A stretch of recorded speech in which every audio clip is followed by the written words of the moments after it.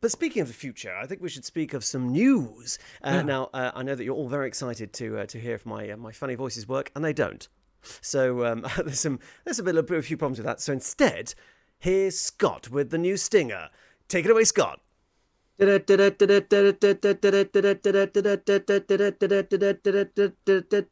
News. Nice. Succinct. A classic, and I was literally about to break the glow sticks out. Right,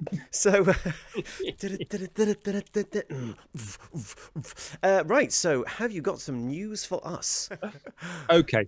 So one of them is a little bit of a tip. So Paizo have put out a notice that they're down to their last few copies of several classic adventures. They're doing a bit of a warehouse clear out at the moment, and so some of the print copies of they're mostly Pathfinder First Edition adventures.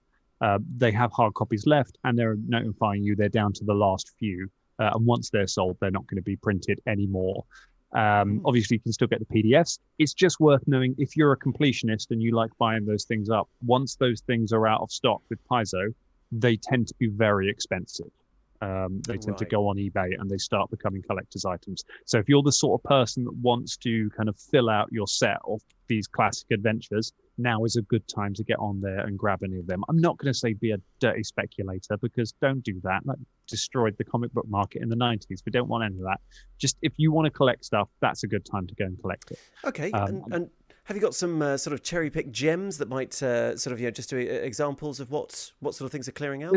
There's a few nice ones on there. There's a lot of Iron Gods, seems to be quite popular on there, and there's quite a few books from Skull and Shackles, which might be relevant to our review later that we're talking about. Skull and Shackles is the pirate adventure path and is very popular and is quite a classic one. It's one of the ones that kind of, along with sort of Kingmaker and Rise of the Rune Lords, that are kind of some of the better ones.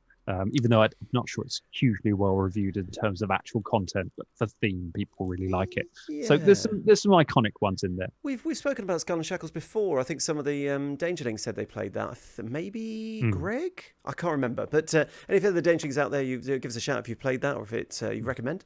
But yeah, get them quick.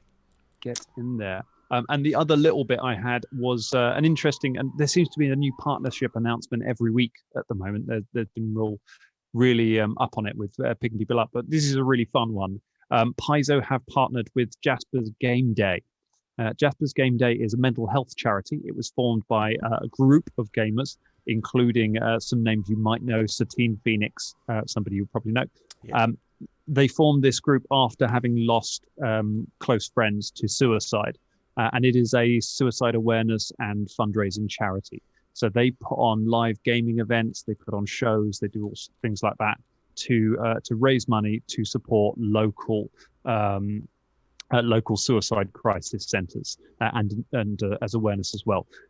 We don't know exactly what form this partnership will take at the moment. Mm-hmm. It's just that we know Paizo have announced they've teamed up and they are going to do something. So we all keep an eye out, and I'm sure whatever gets announced for that will be very exciting. But a great charity, a great cause, really good to see it.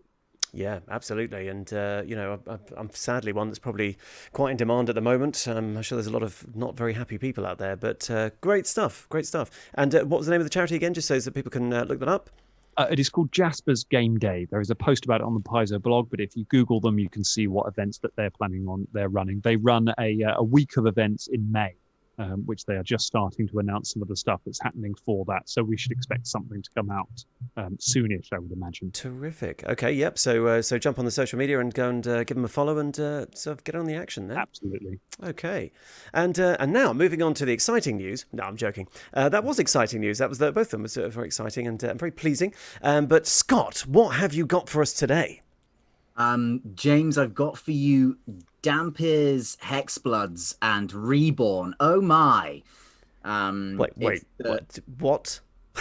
I don't understand any of those words. It's the new Unearthed Arcana from D&D. They are releasing Gothic Lineages. Oh yes. These are Gothic AF. They are lineages that you can apply to an existing character, and they make them edgier and darker and more, sort of Curse of Strahd and that kind of thing. If you've ever wanted to play a spooky spook, then now's your chance. I mean, we range from Curse of Strahd all the way over to what we do in the shadows, I think, in terms of gameplay with these characters. So yeah, you can now be a vampire spawn or vampire accident or vampire whatever you wish with the Dhampir. Although I can demonstrate that to you now. Actually, I'm just gonna that Nice. is how you do. Very good. That's how you do an accurate Dhampir. Man, I'm such a chump. I was like, what's he doing? Is he anointing himself with holy water to Don't do that with Dhampir, let me tell you, because they are undead. They are undead and humanoid. So they're sort of dual typing, which is interesting. There could be like a precedent set for dual typing in the future. If you're a Dhampir, you can be from any race or what have you, and then have that applied to you as like a lineage sort of thing. So just out of all of the things you've said there, a vampire's accident. I mean, that sounds like a sort of new metal band from the 90s to me. I mean, how does one be a vampire's accident? Was that... They'd be one that I would have hated when I was in my early 20s, and I would have loved to listen to again now I'm in my early 30s. Yeah. Well, like for instance, I'll read you some of the origins on the Dhampir origins table. Do definitely. You could be the reincarnation of an ancestor who was a vampiric tyrant. You're packed with a predatory deity, fiend or fae. You could have survived being attacked by a vampire, but were forever changed. Much like Mina Harker in League of Extraordinary Gentlemen, the graphic novel, obviously, not the terrible film. Or you can also be someone who feeds on obviously blood and meat, and there is one your thirst can be for spinal fluids, and also your thirst can be for one particular color. Adventure Time, Mastering the Vampire Queen.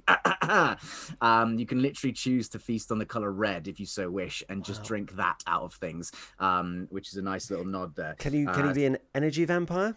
You can be an energy vampire. Oh, yes. Life Force is listed at the bottom. You can literally play Colin Robinson or the scion of Colin Robinson. It's literally in there. Oh my god! Amazing. Yeah.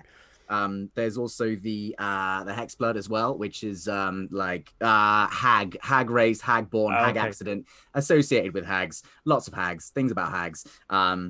You could be in Curse as a child, or you could have began life as a fey creature and then been like caught bereft from all that. But that gives you a load of spooky, weird hag stuff. One namely thing being a token, which you can leave with someone, and it transmits the message, like leaving them like a little mobile phone, except the token has to be from your body. It is a fingernail, a tooth, or a lock of hair. Nice. The grim little thing that you leave this on, be like, hey, here you go. I can talk to you whenever you need to. Now here, take my fingernail.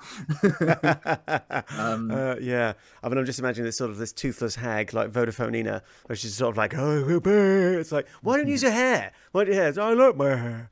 Amazing. There's that as well. It sort of grows back immediately afterwards. And everyone gets dark vision because, hey, TTRPGs need more characters with dark vision. Oh, definitely. Apparently, there's finally the Reborn, which is essentially kind of like a Frankenstein, or you could maybe make it like a cyborg, I suppose. Basically, you came close to death and just noped it for whatever reason. You could have been magically resurrected and something went wrong, or you were a necromancer's undead servant until your necromancer was killed or whatever. This one's amongst the various things. There's a lot like Warforged in that you get the similar advantages to that being sort of like weirdly nearly a construct, but one of them is having advantage on death saving throws. You are even harder to kill, and you don't need to eat, drink, or breathe. But yes, these are the three spooky kind of things. There is also a big, massive note at the start of it as well about changes to racial traits. Going forward, they're basically adopting. I mean, this is the Unearthed Arcana. This is UA, so just your mileage may vary, but like they're basically saying that the optional race attributes in Tashas Cauldron and everything are going to become law from now on. It does lean heavily on saying that, which I know will please a lot of people and anger a small minority of people who I've already witnessed on various YouTube channels crying out about ability score increases. And on that, I had a horrifying revelation, not to do with Dhampir's Hexbloods or Reborns, but I realized I've been playing the game wrong. So, so ability score increases, as we all know, you get 4 levels and you get an ability score increase. there apparently is a certain line within your selected race which you must take. Like if you're dwarf, you take Constitution. I've never done this when I've been playing a game, in all my games with the London role-playing community, in all the games that I've run as a DM. I have never said there is set within your race. I've always just, you get an ability score increase, pick a stat, whichever one you want. I didn't realize that, but that's now also becoming law. The accidental way I've been playing is now becoming law as well, which again is pleasing a lot of people and miffing off a lot of other people. But yeah, that about because I can see where they're coming from with that, because it's like, yes, but dwarves are very hardy, so that's why they have a natural constitution or something like that. But I think I speak for all of us that I really like the flexibility of making your characters. Just because someone is a dwarf or an elf or something like that doesn't mean they have to be that way. Could they not just pick what they put the bonus into? So that's really, really good news. I think the worry seems to be after having tried to analyze it, tried to understand, is that people are worried about min-maxing, among other things. So there's potential for, I suppose, if someone really wanted to not crunch the numbers, they could really go against it. I guess the alternative to that is having a proper session zero and knowing your players and deciding which kind of game you want to play, isn't it? I tend to think that will root most of those kind of things out. But yeah. Those are our three spooky, gothic as so anything. Gothic. And worth noting as well that the Dampiers get automatic spider climb.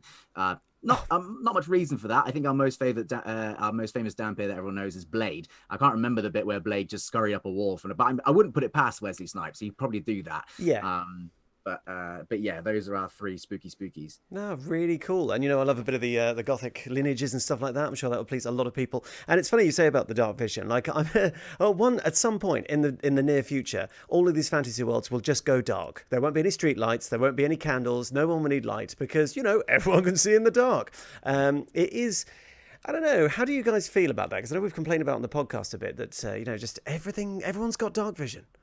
I mean, I have a vague problem with people who play sylphs only because they got dark vision. But it wasn't only because the description got me, to be honest. The fact that you waft around, if you get a little bit angry, you can sort of make a little breeze that blows the candles out and stuff. That's what got me. We need to get Gusty Wind back in the show, man. We do. That Ancestry Guide can't come soon enough. We need some rules for that. Yeah. Yeah. And my windy escape. I miss my windy escape. That was a really, really useful feature. I like that.